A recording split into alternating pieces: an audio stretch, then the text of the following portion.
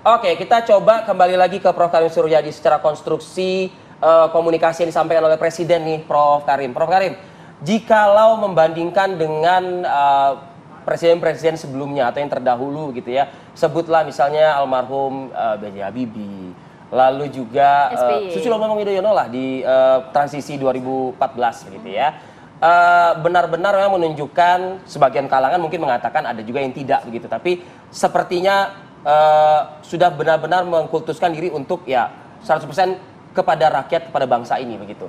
Nah, tapi kalau berkaca ke yang dilakukan oleh Presiden Joko Widodo, misal nih kita balik lagi, mundur lagi sejenak. Indikasi beberapa pengamat masyarakat mengatakan cawe-cawe politik, Prof, misalnya seperti itu, Prof. Nah, tapi belakangan di Medan Sumatera Utara berkata, ya tolonglah jangan saling memanas-manasi, tolonglah jangan saling sindir, jaga politik kita tetap kondusif di 2024. Ini kontradiktif nggak menurut Prof. Karim Suryadi? Begini, pidato itu mengandung dua dimensi ya. Yang pertama kabar baiknya. Kabar baiknya pidato itu mengimplikasikan secara tersirat bahwa salah satu ajaran demokrasi yang paling genuin itu adalah yang menang tidak mengambil semuanya dan menempatkan yang kalah di sudut sejarah. Dan itu sudah dimodifikasi dalam pemilu 2019. Dan itulah yang disebut dalam literatur itu sebagai competitions gitu. Kompetisi yang juga kolaborasi, yang dipinjam dari dunia industri. Biasanya jika sebuah perusahaan tidak sanggup mengerjakan yang lain, maka yang lain dikerjakan oleh perusahaan B gitu. Nah, dan itu sangat dipahami oleh masyarakat kita sekarang. Kemarin dalam diskusi dengan Kesbangpol Kota Bandung, kemudian Jawa Barat, kemudian di Subang, di Indramayu, itu mencuat dari peserta bahwa kalaupun mau marah jangan serius marah, kalau mau musuhan jangan serius musuhan. Karena apa? Karena ternyata presidennya juga yang tadinya debat seakan-akan panas, tapi kemudian bertemu di stasiun kereta lalu berangkulan, lalu duduk dan buka lebih dulu meskipun kita masih puasa, kata pendukung Prabowo. Artinya apa? Artinya sekarang publik tersadarkan bahwa dalam batas-batas tertentu pertemanan, perkawanan, perlawanan antar politisi, antar capres itu sebenarnya dibangun oleh lakmus. Lakmusnya apa? Kepentingan. Jadi perkawanannya sebatas kepentingan, perlawanannya sebatas kepentingan, atau sesungguhnya tidak ada kawan sama sekali, yang ada adalah sekutu. Perkawanan yang dibatasi oleh sekutu. Nah, sayangnya ada dua dimensi kabar buruknya. Yang pertama, luka politik itu seperti ulkus gitu. Ulkus itu istilah medis yang digunakan untuk menjelaskan bahwa sebuah luka luarnya itu sudah rapat, sudah mengering, tapi dalamnya masih basah dan bisa jadi infeksi. Meskipun Jokowi dan Prabowo-nya sudah duduk satu meja gitu ya, tetapi di bawah masih menganga. Ini ulkus dan ini agak lama gitu, agak lama sembuhnya. Karena apa? Karena pemicunya banyak. Karena meskipun yang ditarik misalnya penelan-penelan atas, tapi yang bermain kemudian kan relawan, menohok mata di mana-mana. Sementara pendukung yang masih berpuasa itu tetap aja berpuasa meskipun bosnya udah buka. Itu yang pertama. Nah, yang kedua, menurut saya ini sebenarnya sumber masalah dari panasnya suhu politik kalau memang dibilang panas. Apa itu? Elit politik khususnya pimpinan partai politik mengalami miopia pemasaran khususnya dalam seleksi calon presiden dan calon wakil presiden. Miopia pemasaran ini membawa seleksi ini terlalu terfokus kepada produk, terlalu terfokus kepada tokoh tanpa menjelaskan apa sebenarnya dasar pemilihan tokoh itu, untuk apa dia hadir. Bahkan kita sudah diajarkan sejak awal-awal, kan pemimpin itu sebenarnya adalah penyebar, penyalur harapan. Nah, harus diintrospeksi. Apakah kemunculan ketiga capres ini memberikan harapan? Apakah cawapres yang disebut-sebut juga membawa harapan? Kan itu yang paling genuine dalam pemerintahan. Dilihat dari teori manapun, sistem politik manapun. Yang genuine dari tugas pemerintah itu hanya dua. Pertama, mewujudkan harapan rakyat, hidup hari ini lebih baik dari kemarin. Yang kedua, merawat kekayaan kolektif. Kekayaan kolektif apa? Kekayaan kolektif kerja keras, kekayaan kolektif kesantunan, kekayaan kolektif yakin bahwa apapun yang kita capai adalah hasil usaha kita. Tapi kalau sekarang misalnya yang mengumumkan itu politik DNA, asal-usul, silsilah, dan golongan darah kayak lagu, buat apa orang berprestasi? Buat apa orang sudah kerja gitu kan? Karena kalau nama orang-orang yang mentereng kalah karena politik DNA. Jadi menurut saya komplikasinya seperti itu kalau mau dibahas secara serius gitu ya.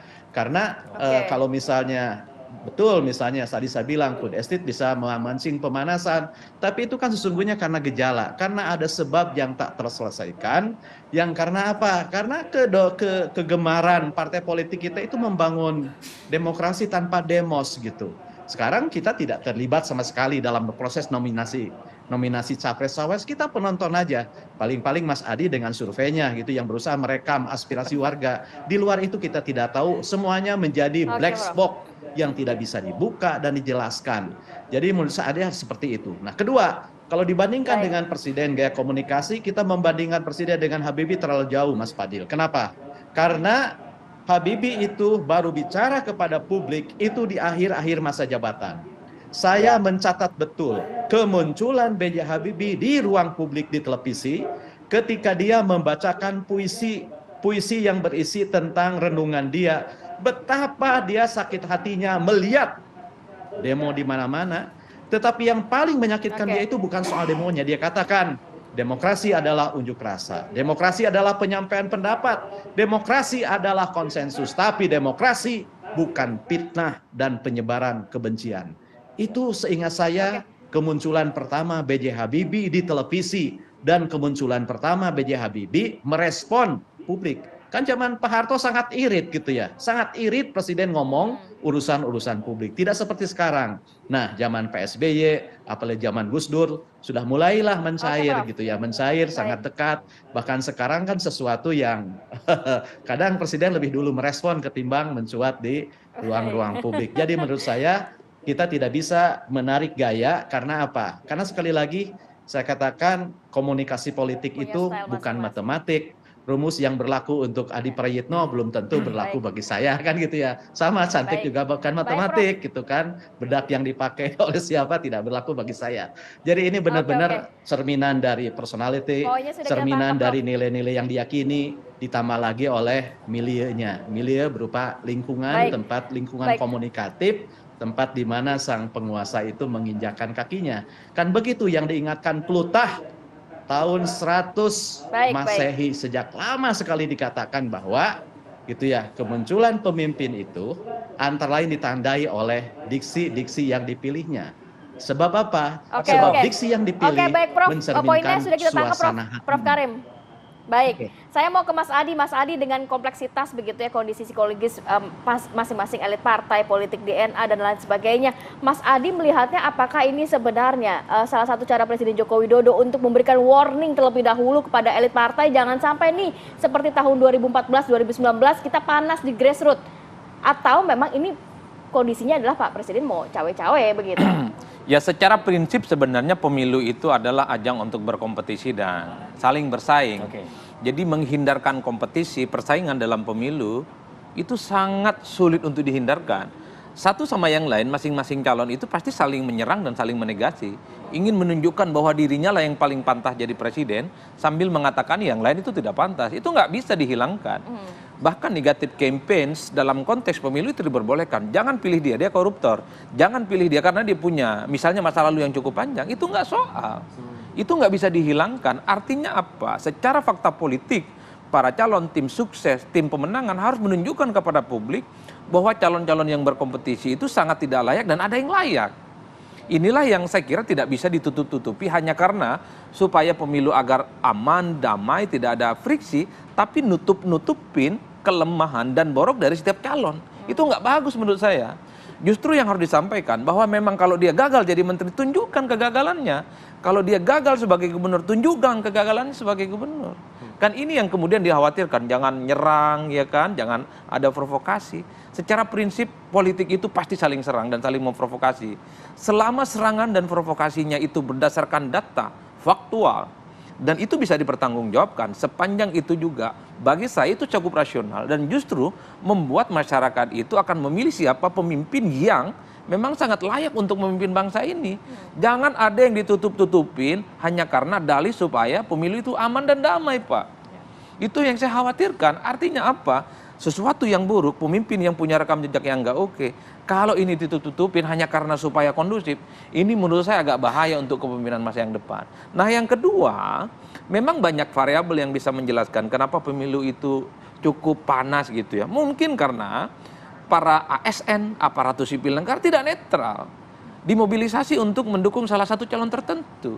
Ini kan menjadi fenomena biasa dalam politik kita. Memang di permukaan seakan-akan ASN ini tidak berpolitik, tapi kan semua orang tahu ada instruksi untuk mengerahkan kepada salah satu calon. Yang kedua misalnya adalah instrumen-instrumen pemilu, KPU dan Bawaslu. Jangan genit, jangan jadi tim sukses.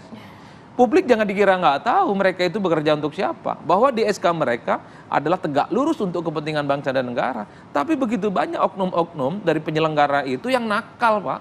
Untuk memenangkan kontestan tertentu. Termasuk saksi-saksi yang kemudian dibayar dan digaji oleh negara. Juga sering main jadi tim sukses. Dan untuk memenangkan calon tertentu. Ini kan yang kemudian menjadi terang benderang. Kenapa pemilu itu jadi panas. Tentu lain-lain persoalan internal partai, antar partai, dan seterusnya. Jadi banyak hal yang kemudian bisa dijelaskan soal bagaimana supaya pemilu yang damai. Yang paling penting adalah supaya semua persaingan, semua kompetisi ini harus ada aralnya. Presiden harus di atas segala-galanya. Semua calon dukung, semua kontestan dukung. Dan wajib hukumnya memerintahkan kepada ASN, aparatur sipil negara, kepada perangkat-perangkat negara, termasuk penyelenggara pemilu, tak boleh cawe-cawe, dalam tanda kutip genit untuk menjadi bagian dari instrumen pemenangan. Kalau itu yang di terjadi, atas ini melakukan hal tersebut semua idealnya seperti yang Mas Adi sampaikan? ya sejauh ini belum secara maksimal, karena di bawah kan prakteknya banyak ASN, aparatus, penyelenggara, itu nakal-nakal kok, oknum-oknum tertentunya. Tentu kalau ingin damai, yang begini-begini juga harus dihilangkan, Mbak. Bahwa masyarakat harus cerdas, iya. Elit tidak boleh gontok-gontokan, iya. Tapi penyelenggara, kemudian faktor-faktor negara juga harus netral dalam konteks itu. Inilah yang saya harapkan di 2024 supaya tidak terjadi panas-panas dan gontok-gontokan. Kalau ini yang terjadi di 2024, saya kira persaingan akan sehat, berada di aral yang cukup terbuka. Problemnya kita semua melihat politik ini kan seperti rumah kaca, Pak. Siapa yang menggunakan apa, dia apakah curang atau tidak, dia menggunakan aparatur sipil negara atau menggerakkan ASN dan seterusnya dan seterusnya. Semua orang tahu ini semua, makanya gontok-gontokan, makanya kemudian panas. Karena ada treatment yang berbeda. Ada calon yang didukung, ada calon yang tak didukung. Ada calon yang kemudian seakan-akan dikasih pintu, tapi ada calon yang lain tidak dibukakan pintu. Ini yang menjadi biang huru hara. Baik, pesan dari Presiden Joko Widodo ini kita ambil saja mungkin sisi positifnya, Rati. Betul. Bahwa gontok-gontokan yang terjadi di antara kita ini nggak juga bisa mengenyangkan anak istri kita di rumah. Intinya begitu. Oke. Terima kasih banyak Mas Adi Pray, kemudian Prof Karim sudah berbagi Terima kasih, informasi Prof. dan hadir.